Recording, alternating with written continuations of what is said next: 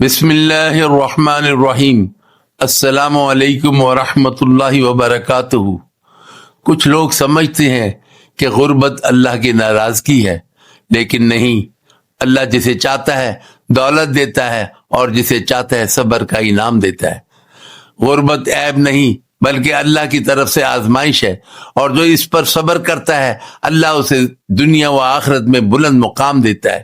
اللہ تعالیٰ قرآن سورہ بقرہ آیت 155 میں فرماتا ہے وَلَنَبْلُوَنَّكُمْ بِشَيْءٍ مِّنَ الْخَوْفِ وَالْجُوعِ وَنَقْصٍ مِّنَ الْأَمْوَالِ وَالْأَنفُسِ وَالثَّمَرَاتِ وَبَشِّرِ الصَّابِرِينَ، اور ہم ضرور تمہیں آزمائیں گے خوف، بھوک، مال، جان اور پھلوں کی کمی سے، اور صبر کرنے والوں کو خوشخبری دے دو۔ یعنی جب غربت آئے، روزی کم ہو، حالات تنگ ہو تو مایوس نہ ہونا، کیونکہ یہ اللہ کا امتحان ہے، سزا نہیں۔ نبی کریم صلی اللہ علیہ وسلم نے فرمایا، میں نے جنت میں جھانکا تو دیکھا کہ اس کے زیادہ رہنے والے غریب لوگ ہیں۔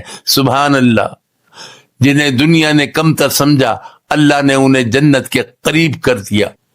اگر تمہارے پاس کم کھانے کو ہے پھر بھی شکر کرتے ہو تو جان لو تمہارا مقام بہت بڑا ہے۔ اگر کپڑے سادے ہیں پھر بھی دل مطمئن ہے تو تم غریب نہیں، اللہ کے محبوب ہو۔ صبر کا مطلب خاموشی سے برداشت نہیں بلکہ دل سے راضی ہونا ہے کہ جو میرا رب چاہے وہی بہتر ہے۔ دنیا کا مال ختم ہو جائے گا لیکن صبر کا اجر کبھی ختم نہیں ہوگا۔ سورہ الزمر آیت 10 اللہ تعالیٰ فرماتا ہے انما یوفی الصابرون اجرہم بغیر حساب، بے شک صبر کرنے والوں کو ان کا اجر بے حساب دیا جائے گا، یعنی اللہ خود حساب نہیں لے گا، بس عطا ہی عطا ہوگی۔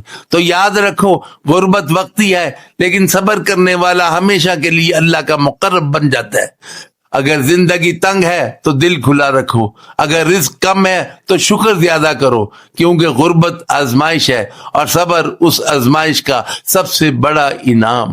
اللہ تعالی عمل کی توفیق عطا فرمائے، آمین۔